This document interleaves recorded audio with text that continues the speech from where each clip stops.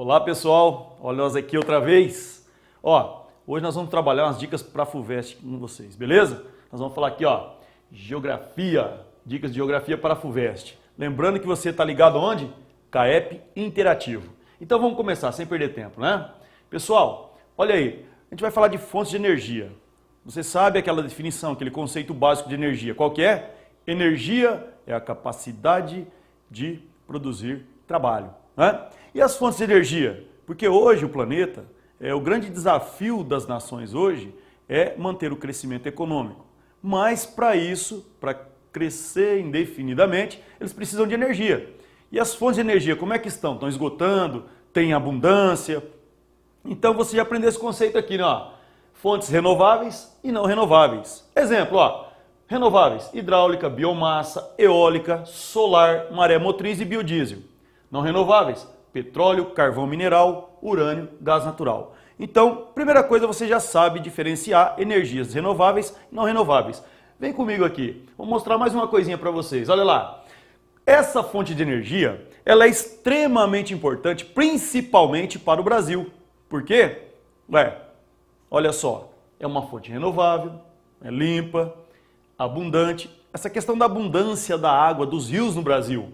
Lembrando, pessoal, que o Brasil tem um potencial hidráulico gigantesco, enorme, né? E por conta dos rios de Planalto, nós temos grandes bacias hidrográficas, extremamente favoráveis à produção da energia hidráulica. Tranquilo?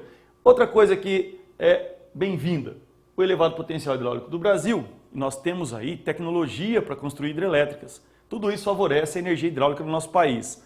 Mas nem tudo é perfeito, nós temos alguns probleminhas. Olha aqui comigo. O que é problemático aqui? Impacto ambiental.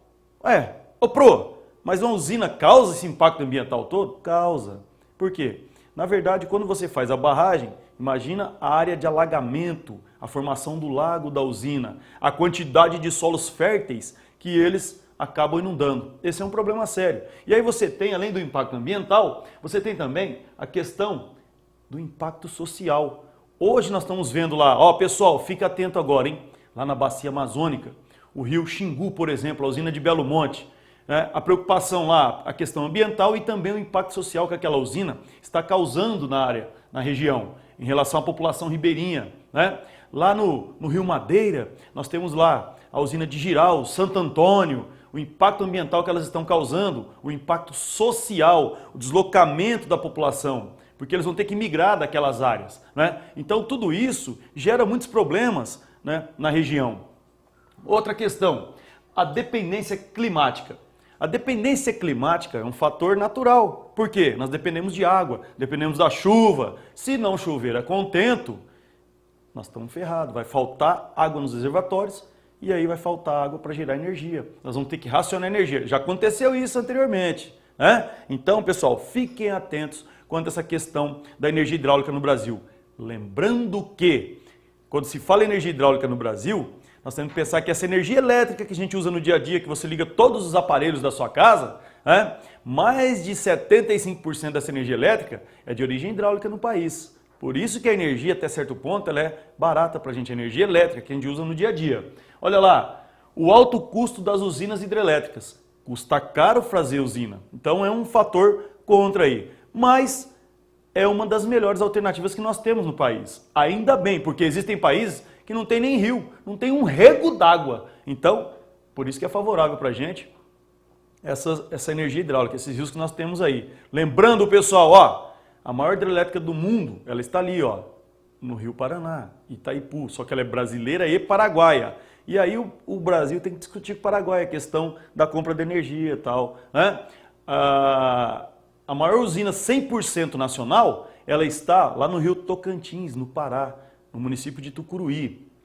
E a segunda maior hidrelétrica 100% nacional está em Ilha Solteira, né? A usina hidrelétrica de Ilha Solteira, beleza? Então o nosso potencial hidráulico, não podemos esquecer, ele é muito grande. E a região Centro-Sul é que absorve a maior parte dessa energia, porque simplesmente é a região mais urbanizada e industrializada do país. Viram como é que uma coisa leva a outra? Então nós vamos associando todo esse conhecimento, beleza? Vamos ver outra coisa aqui. Vem comigo.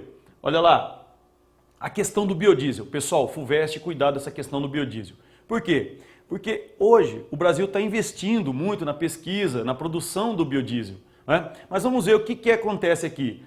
Quais são os fatores favoráveis à questão do biodiesel? Bom, novamente é um produto, uma fonte de energia renovável, pouco poluente, ecologicamente sustentável, produzido a partir da soja, dendê e mamona. Ou seja, todos esses recursos aqui, ó, né, são recursos inesgotáveis. Soja, dendê, é só plantar, tal, passou pelos processos químicos, nós vamos ter um combustível aí. Mas olha aqui o problema. Pode levar ao esgotamento do solo. Essa é uma das preocupações em se expandir as lavouras voltadas para a produção do biodiesel, né? Substituição de culturas alimentícias. Muitos críticos falam sobre isso, que produzir biodiesel, beleza, o país vai economizar outras fontes de energia, mas tem um porém. A expansão desses cultivos voltados para a produção do biodiesel pode substituir lavouras alimentícias e o alimento, com a diminuição da produção, pode ficar mais caro.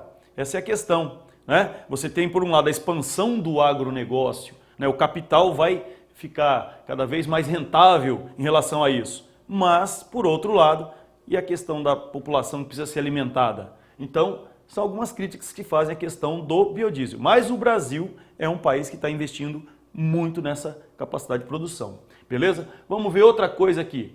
Lembrando, pessoal, que você está ligado no CAEP Interativo, né? E nós estamos dando essas dicas para vocês, para que você tenha o melhor desempenho possível na FUVEST, que não é um bicho de 7 cabeças. A gente tem certeza que você vai se dar muito bem. E mais, vem com a gente.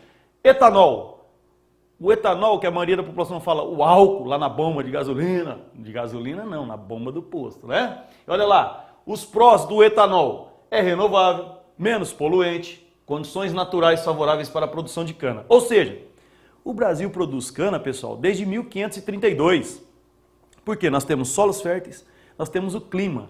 E hoje, nós espalhamos essa produção para vários estados brasileiros. Lembrando, pessoal, que o estado de São Paulo, ele ainda é o maior produtor de cana-de-açúcar do país. Principalmente o Planalto Ocidental Paulista, né? O Oeste Paulista, área de grande produção de cana. Beleza? Agora, olha aqui. Reduz a dependência de combustíveis fósseis. Nesse caso aqui, vamos voltar lá atrás. O Proálcool, quando o governo brasileiro estabeleceu em 75, um dos objetivos, ou um dos principais objetivos, foi realmente a diminuição da gasolina como combustível. E hoje nós percebemos que isso aí deu resultado, né? Depois desse tempo todo, hoje boa parte da frota brasileira de automóveis é movida a etanol. Os carros flex e tal, né? E o etanol realmente teve um papel importante para ajudar a reduzir esse consumo de gasolina no Brasil, beleza? Agora, o que pode ser considerado contra aí? Ó, concentração de terras. O que é isso, Pro? É porque os canaviais, eles precisam de grandes áreas para produzir em larga escala. É o agronegócio, a agroindústria, né? Então, muitas empresas acabam adquirindo as terras das pessoas, acabam alugando as terras em larga escala. Então a terra fica concentrada nas mãos de uma minoria. Pode substituir culturas alimentícias. Isso aí está ligado também, igual o biodiesel, né? O pessoal fala, mas se começar a plantar muito para produzir etanol, para biodiesel, e a área de alimentos? Então é uma das preocupações que nós temos em relação à questão do etanol, tá? A expansão pode colocar em risco vários biomas. Por quê? Você vai substituir, às vezes, florestas para plantar uma determinada monocultura. Então você vai estar perdendo todo aquele ecossistema, aquele bioma. Então é uma preocupação ambiental também, beleza? Lembrando que o Brasil hoje é um grande produtor de etanol. Vamos continuar, vamos lá, não podemos perder tempo, pessoal. A questão do petróleo. Nós vivemos um momento no planeta que o petróleo, apesar de já há muito tempo ele vem sendo utilizado como a principal fonte de energia, chegamos agora nesse século, o petróleo ainda é a maior fonte de energia utilizada no planeta. Praticamente todos os países do mundo dependem do petróleo. O problema é a distribuição do petróleo no mundo. Não esqueça, pessoal, as maiores reservas de petróleo do planeta ainda estão lá no Oriente Médio, né?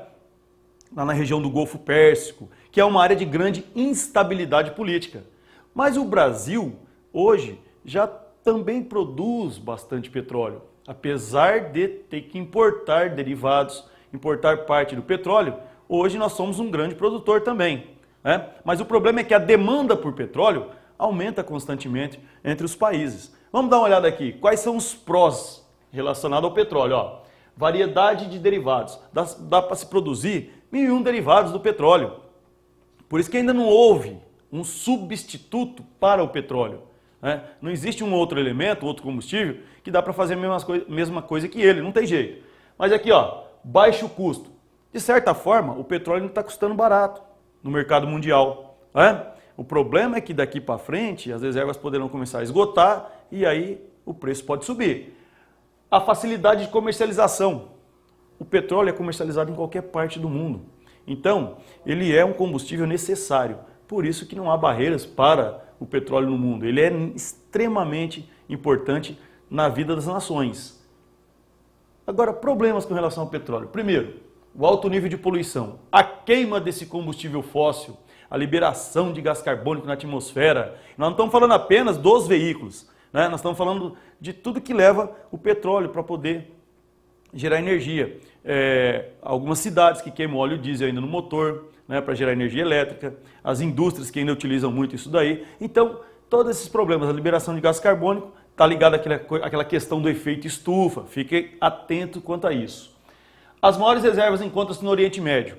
É um problema. Por quê? Ali a instabilidade política é muito grande. A qualquer momento eles podem entrar em guerra. Quando eles entram em guerra, o que acontece?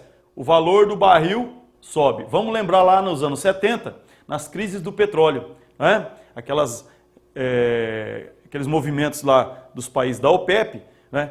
Com relação ao Estado de Israel, aquela confusão toda, o barril foi lá em cima. E foi o período que o Brasil mais se endividou por conta da importação de petróleo. Risco de acidentes. Isso aqui é o seguinte, ó, perfuração.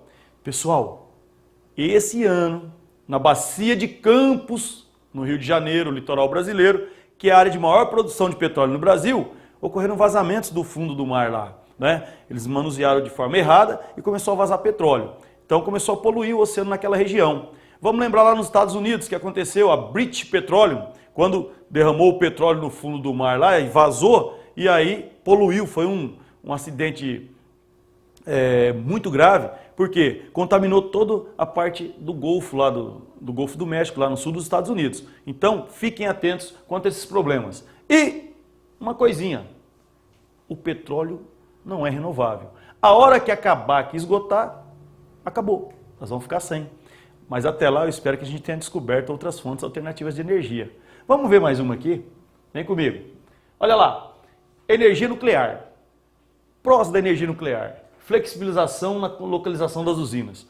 É porque a energia nuclear, você pode instalar a usina em qualquer lugar do relevo, não tem problema nenhum, é uma facilidade. Reduzida a poluição, porque ela não solta fumaça, você não está queimando nada lá para soltar fumaça, né? Então o nível de poluição é bem reduzido, independente de fatores atmosféricos. Não tem problema se está frio, se está calor, você instala a usina onde você quiser, beleza? Agora, tem alguns problemas, olha aqui, ó. Produção de resíduos radioativos. Essa aí é perigosa. Por quê? Aquela radiação que ela pode eliminar, se espalhar no meio ambiente, fica complicado, né? Alto custo da energia. Custa caro a energia nuclear. O valor do quilowatt é mais caro do que a energia hidráulica, por exemplo.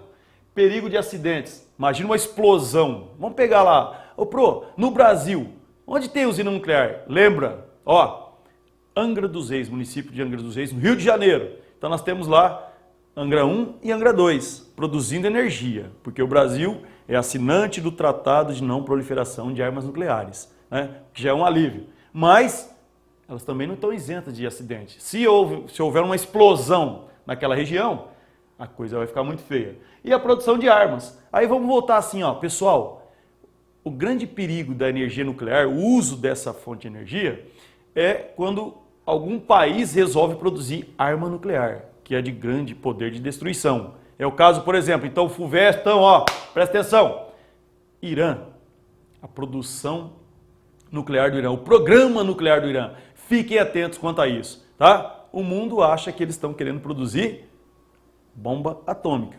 Então, esse é um dos problemas do uso da energia nuclear. Isso aí também é assim, ó, alguns países têm utilizado energia nuclear, mas porque realmente eles não têm rios para produzir energia hidráulica, ou às vezes os rios que têm são rios de planície, eles não têm petróleo suficiente para gerar energia, então o que acaba acontecendo? A energia nuclear é bastante viável. Lembrando que a maioria das usinas nucleares no mundo estão concentradas nos países desenvolvidos do norte. Beleza? Vamos aqui. Vamos mais um. Aí eu coloquei algumas questõezinhas para vocês lembrarem na FUVEST, ó, questões pertinentes. Vamos lá. As principais matrizes energéticas do mundo continuam a ser o petróleo e o carvão mineral. Qual que é a questão? Eles não são renováveis, são os mais utilizados e altamente poluentes. Então o mundo vai conviver com isso durante mais um tempo ainda, né? Outra questão pertinente. O Brasil é um dos países que mais tem investido na produção de biocombustíveis. Etanol a partir da cana, biodiesel a partir da mamona. Isso é uma grande alternativa energética, não só para o Brasil, mas é uma grande alternativa energética para o mundo. E nós estamos já na dianteira desse processo, porque nós temos condições, nós temos tecnologia para fazer tudo isso. Isso é extremamente importante, porque nós precisamos ter acesso a mais fontes de energia e, principal, energia de forma mais barata, né? Outra questãozinha. A demanda de petróleo aumentou principalmente devido à expansão do consumo dos Estados Unidos e China. Pessoal, depois que a China entrou no mercado mundial e começou a crescer economicamente, o nível de consumo de combustível deles aumentaram.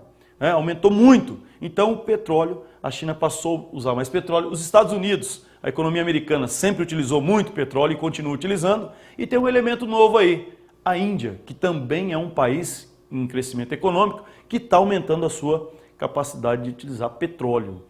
Então, com tudo isso, as demandas vão aumentando e o petróleo mundial vai diminuindo. Por isso que o Brasil investiu em outras fontes alternativas de energia, o Brasil investiu em novos poços de petróleo, e aí você não pode esquecer, como é que chama aquele novo poço de petróleo que é bastante promissor? A Bacia de Santos, lá na famosa camada do pré-sal. Então fiquem atentos na FUVEST quanto a isso. Beleza? Tranquilo, pessoal? Certinho? Então tá, ó. Contamos, cuidado, questão energética na prova da FUVEST. Eles adoram isso daí. Beleza? Um abraço, sucesso. Falou?